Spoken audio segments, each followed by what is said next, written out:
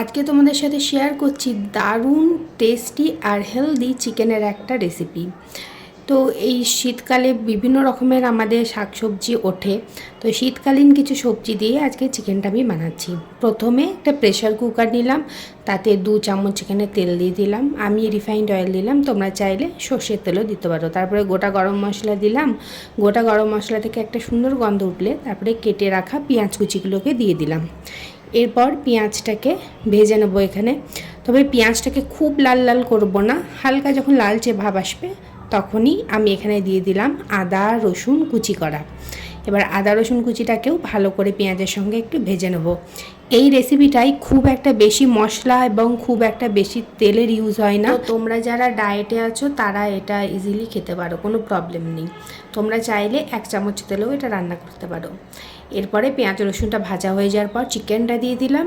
এবার চিকেনটাকে নেড়ে চেড়ে হালকা একটুখানি ভাজা ভাজা মতন করে নেবো, খুব একটা না, হালকা একটু নেড়ে নেবো। যখন চিকেনের কালারটা একটু চেঞ্জ হয়ে আসবে তখন দিয়ে দিলাম একটা গোটা টমেটো, আর এখানে দিলাম জিরে গুঁড়ো, গোলমরিচ গুঁড়ো, আর দিয়ে দিলাম নুন পরিমাণ মতন।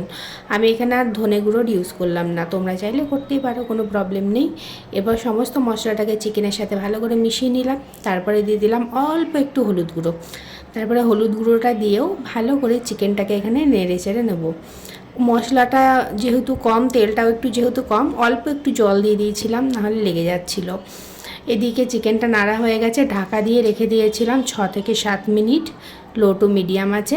তারপরে ঢাকাটা খুলে এখানে সবজিগুলো আমি অ্যাড করে দিলাম। আমি এখানে দিয়ে দিলাম গাজর, আর দিয়ে দিলাম এখানে আলু, নতুন আলু, তারপরে দিয়ে দিয়েছি বিনস আর ক্যাপসিকাম।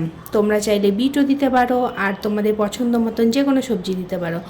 তো এই সব সবজি দিয়ে এবার চিকেনটাকে খুব ভালো করে মিশিয়ে একটু নেড়ে চেড়ে নেব। আর হ্যাঁ, কাঁচা লঙ্কাও দিয়েছি, যেহেতু আমরা ঝালটা একটু কম খাই তাই একটু কমই কাঁচা লঙ্কা দিয়েছি। তোমরা যেরকম ঝাল খাও সেরকম হিসেবে তোমরা ইউজ করতে পারো। এরপরে এখানে দিয়ে দিলাম টক দই 2 টেবিল চামচ। যেহেতু টমেটো দেওয়া আছে, টকটক একটা ভাব চলে আসবে, তাই 2 টেবিল চামচ এখানে টক দই দিলাম। এবার ভালোভাবে এটাকে মিশিয়ে নিচ্ছি। আর হ্যাঁ, টেস্টটাকে ব্যালেন্স করার জন্য সামান্য একটু চিনি দিয়েছিলাম, তো তোমরাও দিতে পারো সেটা। এবার সমস্ত কিছুকে খুব ভালো করে মিশিয়ে নিচ্ছি। যখন এখানে দইটা অ্যাড করবে তখন গ্যাসের ফ্লেমটা একদম কমে রাখবে না, নয়তো দইটা ফেটে যেতে পারে।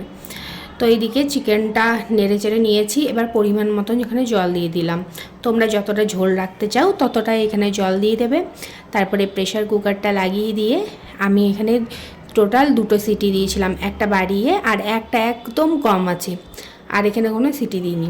তারপরে এদিকে সিটিটা ছেড়ে যাওয়ার পর আমি ঢাকাটা খুলে নিলাম, ওপর থেকে ছড়িয়ে দিলাম ধনেপাতা কুচি। তারপরে সমস্ত কিছুটাকে ভালো করে মিশিয়ে নিলাম।